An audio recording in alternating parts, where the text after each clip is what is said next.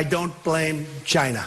Who can blame a country for being able to take advantage of another country for the benefit of its citizens? I do blame past administrations for allowing this out-of-control trade deficit to take place and to grow. Thank you for... President Trump softening his harsh tone on China, a country during the campaign he accused of raping the U.S. economy and stealing American technology and jobs. Dr. Jeff Engel, director of the Center for Presidential History at SMU. One thing to talk tough about someone during a campaign, another thing to talk tough to someone like the leader of China when you're face to face with them. And when the Chinese have a whole lot of our money at this point. I mean, this is a really important trip, I think, historically, that Trump took to Asia, because I think this is the first time since 1945 that an American president has gone to Asia and not been the dominant, more powerful leader.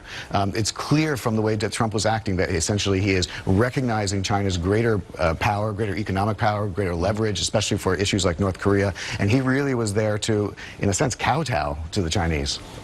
And China certainly wants to be seen as the other major world power. Yes, no doubt about it. In fact, the entire program the Obama administration laid out for the Pacific, including the Trans-Pacific Partnership trade deal, which Donald Trump, of course, did not have the United States continue in, was designed to hem China in. It was designed to keep the Chinese from expanding. In fact, we know this in particular because nobody was more against this trade deal than the Chinese. They recognized this as something that was not in their interest. Right, and now China, very visibly, very high profile, seeking to fill the gap. While we talk about isolationism and protectionism and protecting ourselves and everybody's in it for themselves, China is talking about global trade and a world economy, which is something we were doing up until January. Yeah, I really think that quote that we had at the very beginning, when we start to write the history of this period, we're going to look back on that quote as something that really crystallizes Donald Trump's entire notion that we live in a Hobbesian world where states have to fight states, and this is completely antithetical to everything American policymakers have said since 1945, that we believe that the international system works best when everybody profits.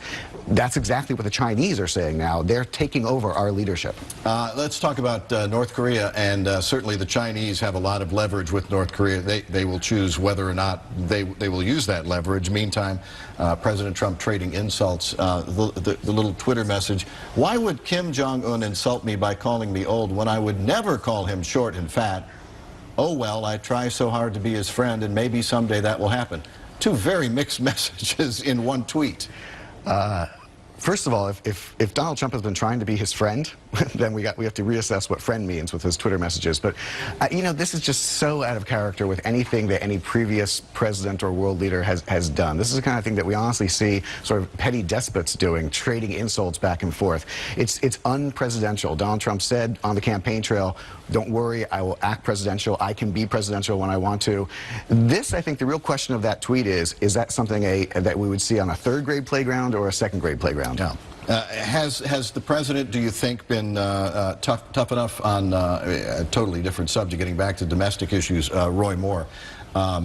Many other Republicans, including Mitch McConnell, Senate Majority Leader, calling for Roy Moore, the Alabama U.S. Senate candidate, to step down after allegations of sexual harassment or assault by 5 women now. Yeah, I think the thing to remember about this entire case is that going forward, it's not really a question for the nation about whether or not what happened with Roy Moore and these women. The real interesting thing is the fact that Mitch McConnell and the establishment Republicans have immediately left their support. Right. They want to move on. They want somebody else. But they didn't like Moore in the first place because he represented the anti-establishment Trumpian civil war in the Republican Party. The Steve Bannon wing of the party. Yeah, we're seeing the Republican Party come apart, and it's actually being played out on this Roy Moore case very, very explicitly. Right, and the president has the opportunity when he comes back to, certainly he's been very busy on the overseas trip, now may be able to focus on domestic. It'll be interesting to see how what he finally weighs in on. And congratulations to you. The book is coming out, an event coming up tonight. When the World Seemed New, George H.W. Bush and the End of the Cold War. Talk about a man, and you've worked with him for years, with a